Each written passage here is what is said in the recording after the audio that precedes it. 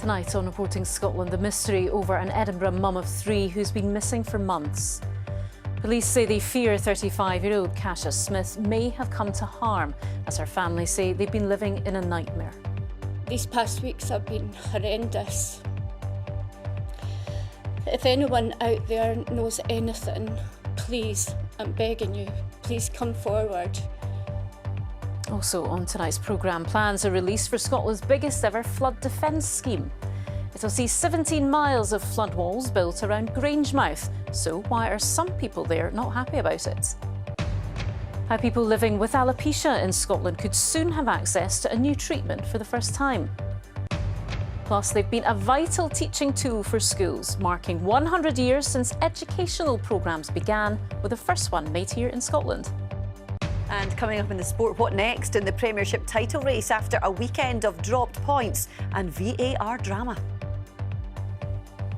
Hello, I'm Laura Miller. Welcome to Monday's programme.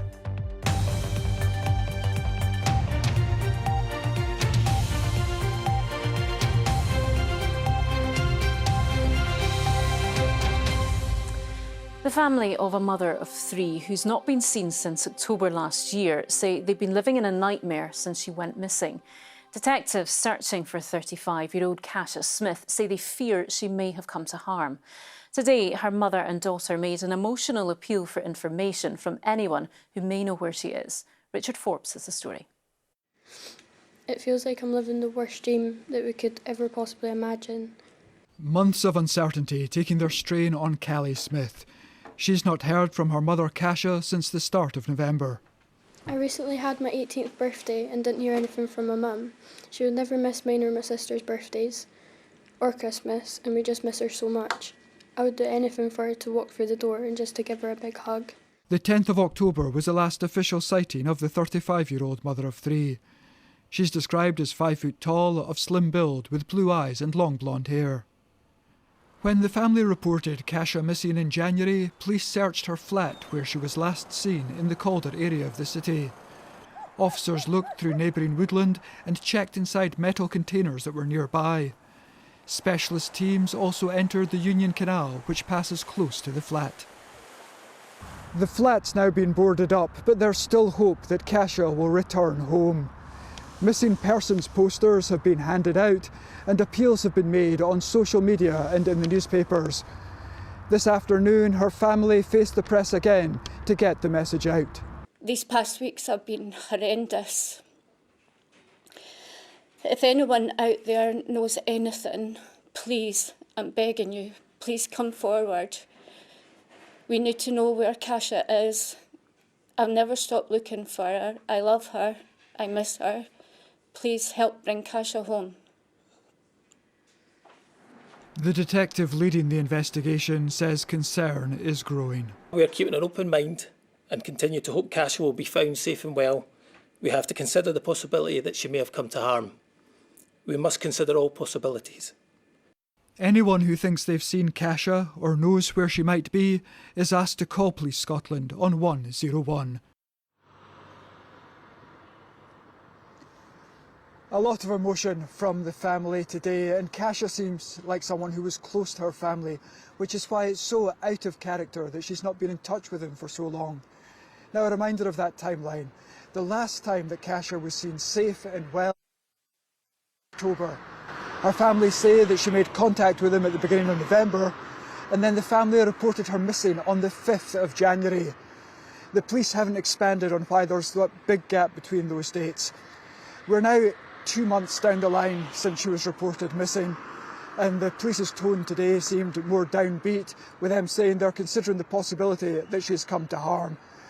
They're now looking to the public to help find out what's happened to Kasia, where she is, and so they've created a special web page where people can upload information or video that they've recorded.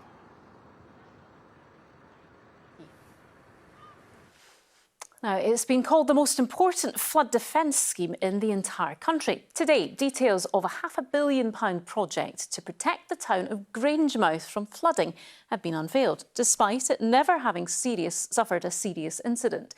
The plans include 17 miles of wall, not only to protect thousands of homes, but also valuable infrastructure, such as the Ineos petrochemical plant and the Forties pipeline, which carries fossil fuels from the North Sea to the mainland. It comes as modelling shows the area is at particular risk from a 1 in 200-year flooding event, as our environment correspondent Kevin Keane reports. From the air, you can sense the scale of the area at risk. The industrial complex and Grangemouth town behind it, all on the banks of the Firth of Forth. The petrochemical works here are an important piece of national infrastructure, the #1 flooding priority, according to the Scottish Government. The defences would run from here all the way around the perimeter of the Ineos site. But protection comes at a cost, around £500 million. Is the price tag because it's so complicated, or is it because it's such a big scheme? It's actually a bit of both. Obviously, because of the extent of the scheme, we're talking about over 17 miles of defences. That in itself brings quite a large price tag, but also the ground conditions. We're in quite a low-lying, flat area, so the ground conditions make, from an engineering perspective, there's certain key challenges that we need to overcome as well. The area at risk is vast, taking in 3 tidal rivers which flow into the Forth. 17 miles of flood walls and embankments weaving through the town. So you can see from here just how close the industrial site is to the river, and the hope of the developers, the council and local people is that some of the firms based behind that fence will put their hands in their pockets and help pay for the scheme. It'll involve years of disruption and big change to some of Grangemouth's urban landscape. Mature trees will have to be removed and replaced in this park, which is putting some residents off. These trees have been here for years. I mean, my mum, who's 87, remembers the trees being here, and I just think they make the place look so good. We're sitting below sea level, Grangemouth, and without Ineos, this place would have been underwater by now, I think. So I definitely want flood defences put in. But the Community Council believes once the risk is explained, many become convinced it's necessary. I think it is a difficult sell, there's no two ways about that. I think the pragmatic view is that we would rather have that inconvenience for the short term if the end result can be empathetic, if you like, to the surroundings in which it's going to occur. Modelling of rising sea levels are what are driving the need for this scheme. The protection would be for a low likelihood but high impact flooding event, the likes of which come just once every 200 years. Kevin Keane reporting, Scotland, Grangemouth. To some of the day's other stories now. And police say the death of a woman in a house in Ayr is being treated as unexplained. Officers were called to a property on Whitlets Road around 4:45 on Saturday afternoon following reports of a disturbance. The woman's body was found on arrival. A 70-year-old man has been arrested and charged in connection with assault. The Scottish Government's unveiled its latest paper on independence. Their 11th publication looks at Scotland's place in the world and reiterates a commitment to joining the EU and NATO. External Affairs Secretary Angus Robertson has called for nuclear weapons to be removed from Scotland quickly and safely. The Scottish Conservatives called the paper a scandalous misuse of civil servants' time and money. And Rolls-Royce Submarines is creating new jobs in Glasgow and Cardiff to provide nuclear reactors for new attack submarines. The firm says it hopes to attract engineers and specialists from around the UK. More than 100 of the new jobs will be based at Glasgow's Airport Business Park, following a deal between the UK, the US and Australia. Now, Hamza Youssef has told BBC Scotland News that he has no plans to change the way SNP MPs engage with Westminster, after his deputy said it was time to re-examine if the party's MPs should withdraw from the Commons. The First Minister says that SNP MPs should be at Westminster to hold the UK government to account. Well, our political correspondent David Wallace-Lockhart has been looking into this. And David, the SNP's deputy leader did seem to float a potential new policy late yesterday. He did. Keith Brown holds one of the most senior elected positions within the SNP. He wrote a column yesterday for the Sunday National newspaper where he talked about how angry SNP politicians are with the Westminster system at the moment. Remember, there's been a lot of unhappiness around debates about Gaza and how they've been conducted, culminating in the SNP calling for the Speaker of the House of Commons to stand down. And in Keith Brown's piece, he said he wanted to re-examine the idea of SNP MPs withdrawing from Westminster. Now, by the evening, he'd taken to social media to pull back from what he'd said there. He went on to say the SNP's position is to engage and there's no prospect of that changing for the general election. So it appeared by this point he was back on the same page as Humza Yousaf, who outlined his position on this afternoon. We've been very clear that in the general election that our message is pretty simple. Vote for your SNP MPs so we can send them down to Westminster in order that Scotland has a voice, that Scotland isn't ignored. We hold the Tories and Labour to account, and that we are the ones that are bringing forward really important issues like, for example, we've seen in recent weeks, an immediate ceasefire in Gaza. So do you think everyone is on the same page now? Well, at least publicly, everyone seems to be back on the same page, but some SNP figures quite unhappy about how this all transpired. What one said to me today that they thought Keith Brown had shown himself to be a bit of a liability. Let's remember there's a general election coming up. Humza Yousaf's whole message he's trying to get across at the moment is that he wants Scots to elect lots of SNP MPs who he thinks then go down to Westminster and do a good job representing Scottish constituents. Keith Brown did pull back, but to have his deputy leader even just floating that idea of withdrawing Westminster MPs at the moment was not very helpful to the SNP leader. OK, David, thank you. The Scottish Government's unveiled a framework to help tackle gender-based violence in schools. It provides new guidance on dealing with incidents carried out by children against other children and covers behaviours from name-calling to sexual harassment and emotional abuse. The First Minister said gender-based violence was of an increasing concern for schools up and down the country. It's an issue pupils from Moffat Academy and Dumfries and Galloway, who run a peer mentoring violence prevention programme, are trying to tackle. It's still a problem. And especially it doesn't necessarily need to be face-to-face. It could be behind a screen, or it could be, verbal. It doesn't necessarily need to be physical for it to be violence. I've seen a lot of girls standing up and saying, no, that's not right, don't say that to me, which is good, but really it shouldn't be happening in the first place. I think quite often the people who are seeing these comments don't understand how they're actually impacting the people, because quite often it can be seen as banter or just a laugh or a joke when actually it's really affecting the individual. Tonight's main news again. The family of a mum of 3 missing from Edinburgh since October have made an emotional appeal for help in finding her. And coming up in the sport, what next in the Premiership title race after a weekend of dropped points and VAR drama?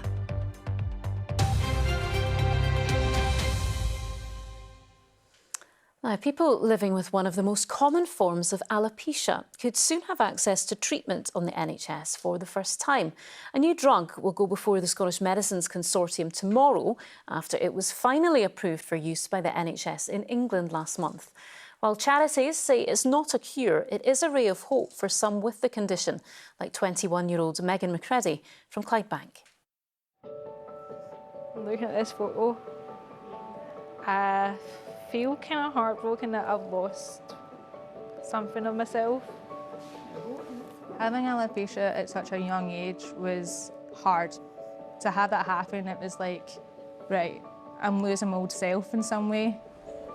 When I first found my first patch, it was the size of a 50p, no bigger, and unfortunately it was at a hairdresser's, so the place where you cherish your hair, you love your hair.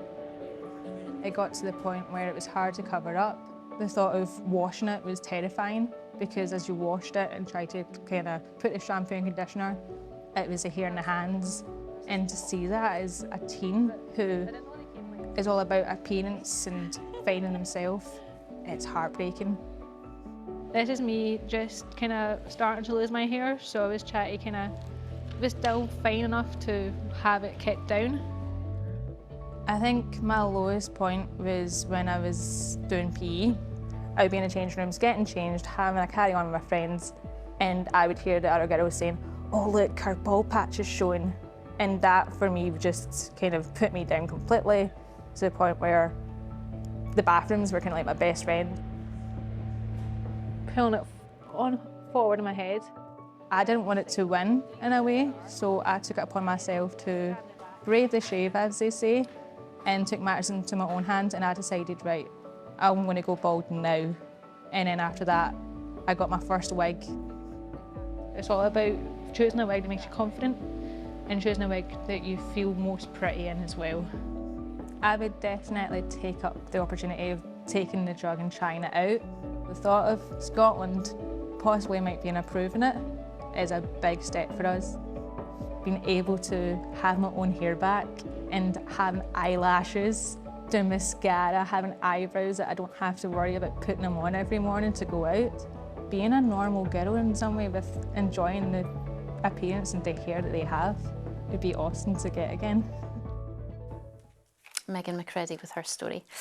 OK, let's get tonight's sport now with Amy. Hi. Been another busy weekend of football, Laura. We're going to have a look back on that. Thanks very much. Good evening. You would have to go back 6 years to find a time where both Rangers and Celtic lost in the same weekend. And with 9 games to play and 2 points between them, it's safe to say the race for the title is heating up. Hearts' 2-0 win over Celtic prevented the reigning champions leapfrogging Rangers 24 hours after they lost to Motherwell. But despite the upsets, it's VAR and referee decisions which dominate the debate. Here's Lewis Irons. 4 men with their fair share of domestic silverware. And at Hampden this morning, it was all about the quarter-finals of the Scottish Cup this weekend. While the Cup often delivers unexpected twists and turns, it's been a while since we've seen the Premiership delivering such drama on the final stretch. When I had a title race for a while, and for the neutral, it's compelling. You know, and it's, for a player to be involved in it, it's fantastic, you know, and yeah, there will be fraught moments, but that's what you're in the game for when you're a club like Celtic or Rangers. That's an almighty blow to Celtic this weekend, that they couldn't make ground up. Having Rangers seen the Rangers slip up the day before. That slip-up for Rangers came against Motherwell. Beale's got the better there of Suter, picks out Beard! It's a goal for Motherwell! The Steelmen with the first league win at Ibrox since 1997. Just gave me the statistic there, about 97 since the last time that Motherwell have come here and won in the league. I just think it shows you how difficult it is and how big a performance that group of players have put in today. I wish we could win every game. That's our ambition also. So, but I learned in these 30 years of football, it never happened. On Sunday, it was over to Celtic, looking to restore themselves to the summit with a trip to face Hearts. It was an afternoon of drama, dominated by penalty misses.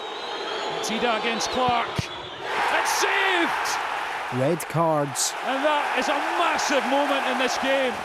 And VAR controversy. And it's a penalty to Hearts. George Grant tucks it away, and Hearts have the lead at Tynecastle. Shankland! And the post-match reaction was dominated by VAR. The game is refereed right outside of the field today, and that means we get a sending off. The whole handball rule probably isn't right at the moment, and we've benefited from that, so if I'm being honest. And the former Old Firm players and managers didn't hold back in their assessment of the officiating. The referees are just not very good. And VAR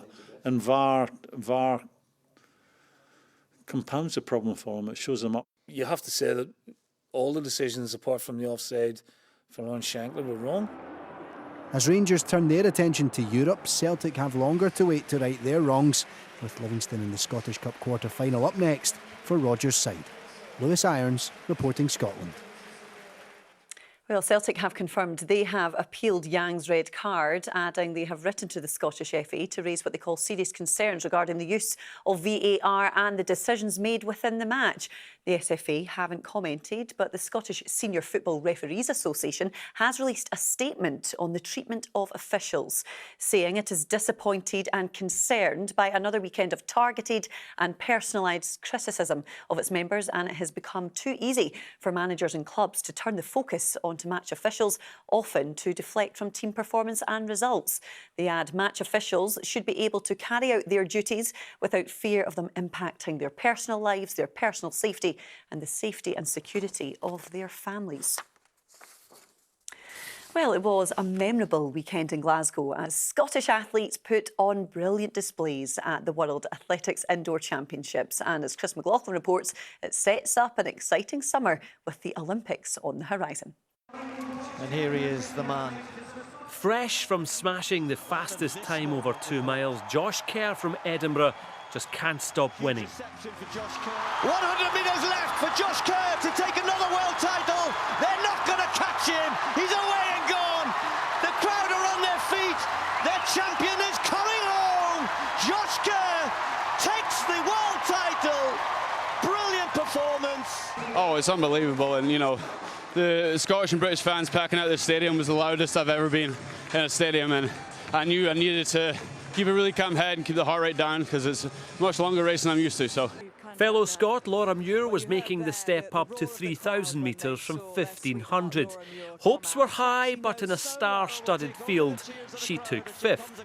No regrets about competing, but her eye is firmly on the Olympics in Paris. I wouldn't have done it if it wasn't here. So I made it work, made it fit. But it's just, yeah, it's 3,000 is difficult. It's a hard event. So I'll go back to 1,500s this summer. But I'm really glad I put myself out of my comfort zone. I really felt out of my comfort zone there. The third Scot competing at the weekend was Gemma Reekie in the 800 metres. Silver exceeding most people's expectations.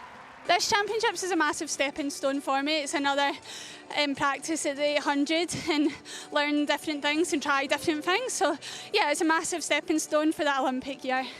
With less than 5 months to go until the Olympics, Glasgow has served the Scots well for that final push to Paris. Chris McLaughlin, reporting Scotland. Brilliant stuff. Well, the Six Nations is back this week, and Edinburgh prop Javen Sebastian is one of 3 forwards drafted into the Scotland squad for Saturday's match against Italy. Sebastian's back in the squad alongside his Edinburgh teammate Marshall Sykes. The lock replacing Alex Craig. Rory Sutherland comes back in. WP Nell drops out, and Glasgow Warriors scrum half Jamie Dobie is added to the backs. Big weekend ahead, Laura. Indeed, can't wait. Thanks very much, Amy. Now, do you remember the excitement when the teacher wheeled in a large telly on a trolley into the classroom so we could all settle down and watch a TV schools programme? Well, believe it or not, it's 100 years since the whole notion of programmes for schools was first tested by the BBC, and it happened in Glasgow. Well, times may have changed, but our reporter Aileen Clark has been finding out how the concept remains as relevant as ever. It might have been in black and white, but in the 1960s, getting a geography lesson on the telly opened up a window on the world. Hello again. But the essence of this idea stems all the way back to 1924.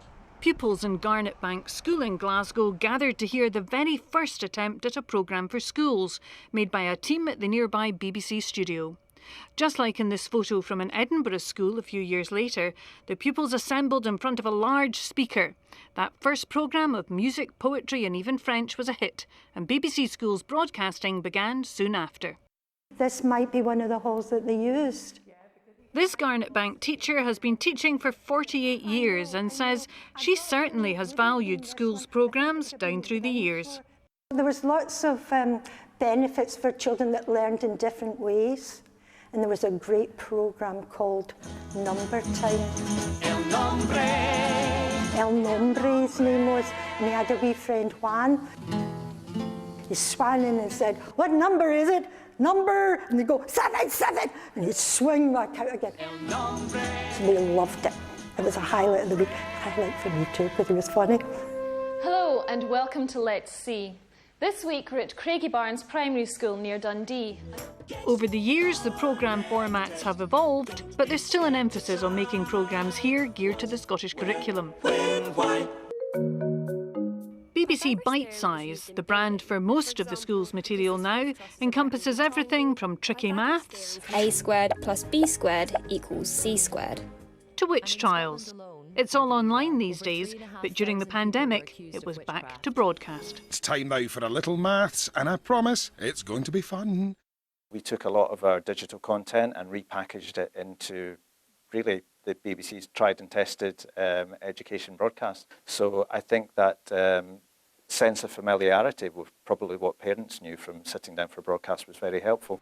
Action! Back at Garnet Bank, where it all started, the pupils have been making a programme themselves, available on the BBC website now. Aileen Clark, reporting Scotland, Glasgow. Definitely brings back some memories there. Now, as Glasgow Film Festival continues, there are some famous names in town. Tonight, the 9 will hear from upcoming Scots actor Solly MacLeod and Lord of the Rings star Viggo Mortensen on his Scottish ancestry. All I know is that the Atkinsons, they came from Western Lowlands. I don't know where, north of Glasgow somewhere.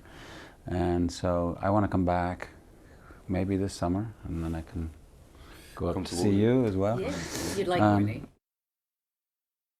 can catch up with all those interviews on the 9 tonight. And now Christine is here with the weather and some wonderful blue skies there. Yes, we've had a lovely day across much of the country, Laura, and dare I say it, a lot of dry weather in the forecast this week. Oh, you're teasing us, Christine. The best of the sunshine in the west, Laura. Thank you. Good evening to you. Yes, it's been a fine spring day of weather for many of us, and as I say, a lot of dry weather in the forecast this week, and it's all courtesy of this area of high pressure across Scandinavia, which is going to become more dominant over the next few days, blocking the progression of any Atlantic frontal systems. This evening, a good deal of dry weather, clear skies across the north, leading to a touch of frost. It'll not last too long, though, as we see cloud building in from the south, outbreaks of rain pushing northwards and eastwards. Skies clearing again in the southwest during the early hours. Strong southeasterly winds for the west coast and the Northern Isles, and temperatures recovering. To tomorrow morning, a lot of cloud across eastern Scotland. This frontal system all but dying out. A lot of dry, bright weather for a time before we see cloud increasing from the west again. So a closer look tomorrow afternoon. A good deal of cloud for the Northern Isles through Caithness, parts of northeastern Aberdeenshire, and then a slice of drier, brighter weather tomorrow afternoon. Come further west, though, and it's a cloudier prospect with some showery outbreaks of rain, 8 to 11 Celsius, a breezy day, strong winds for the west coast and the Northern Isles.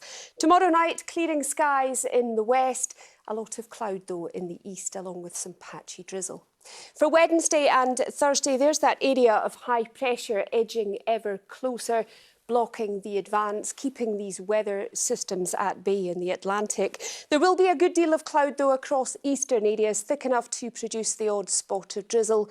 Quite a chilly feel under that low cloud along eastern coasts. The highest temperatures in the sunshine in the west, 10 to 12 Celsius. That's a theme that continues into Thursday. Cloudiest in the east, sunniest in the west, breezy, and that cool feel along eastern coasts. That's the forecast. Laura. Not too bad. Thank you, Christine. And that is Reporting Scotland. I'll have your late news around 10:30 tonight. Until then, from everyone here, enjoy your evening. Good night.